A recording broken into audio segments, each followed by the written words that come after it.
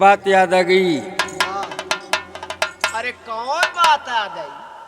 गायक गायिका की हाय हाय हाय। गायक गायिका की फूट गई तकदीर बाबू। अरे वाह। कोरोना वायरस सबको किया मजबूर बाबू। गायक गायिका की फूट गई तकदीर बाबू। कोरोना वायरस सबको किया मजबूर बाबू। लॉकडाउन हुआ सत्ता बनी गंभीर बाबू। वैज्ञानिक ढूंढते न मिलती है तदबीर बाबू।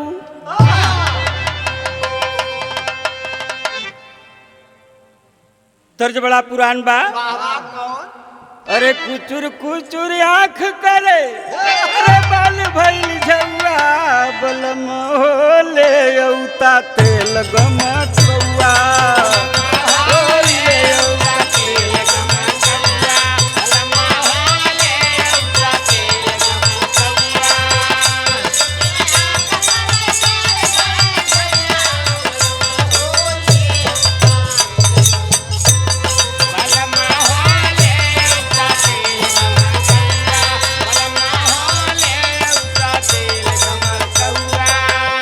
अरे तिसिया के तेल भरा भाड़े के बुकवा।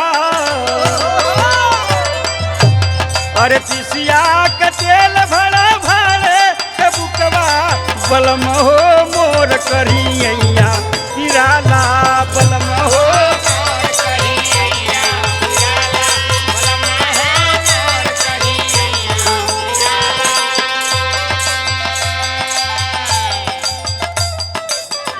अच्छा भैया बड़े सम्मान की बात हो। अरे वाह। हमारे प्रिय भक्त वास्तव में तो थोड़ा लेट हो गए, मजबूरी में फंस गईलन। और आशीर्वाद बार बार इनके और राम जन्म यादव अटारपुर ठेकमा बाजार के पास से जिला आजमगढ़ की धरती से, और जिनकी देख रेख में ये प्रोग्राम चल रहा है। और साथ साथ भाई दयाराम मौर्य जी की स्टूडियो में भी विशेष वरीयता है, बहुत अच्छी बात है।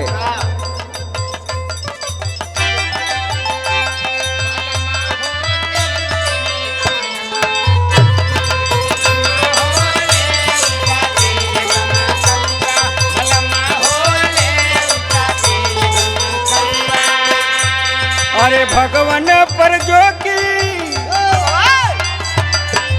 अरे भगवान पर जो की धियनवा धरी रे कोरोना वायरस वो कर कुछ ना करी रे।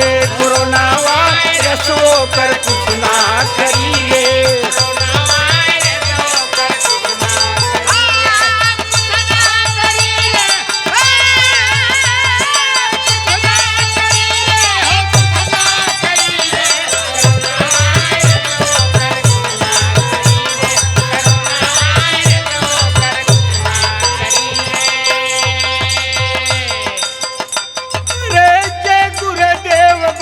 पहिले चेतवल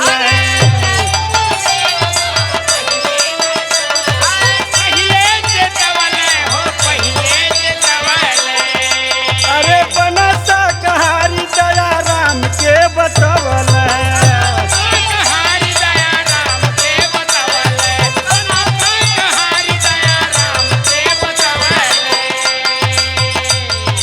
संत महापुरुषों की अरे संत महापुरुषों की बात ना करी रे। कोरोना वायरस वो कर कुछ ना करी रे। कोरोना वायरस वो कर कुछ ना करी रे।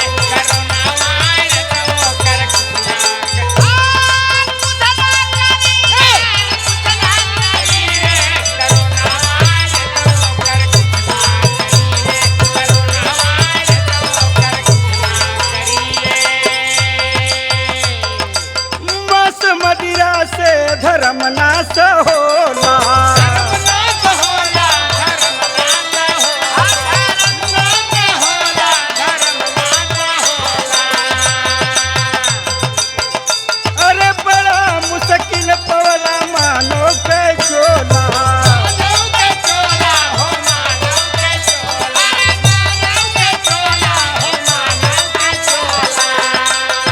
भक्ति भजन से,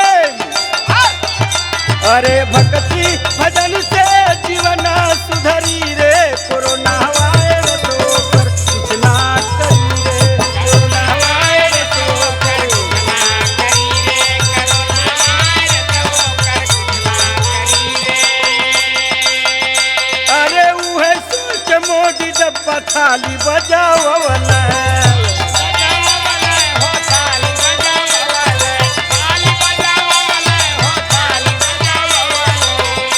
अरे सुरक्षा के तू घर घर दीपक जरवला,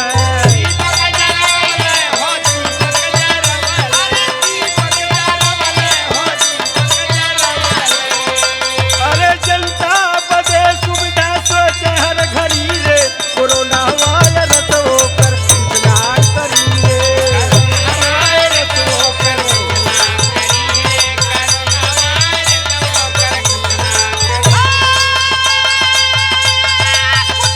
वायरस होकर कुछ ना करी।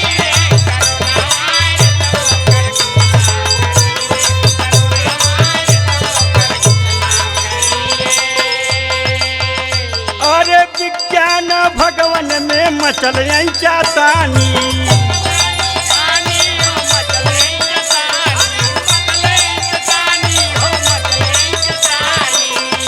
अरे करके रिसर्च हार जाते विज्ञानी,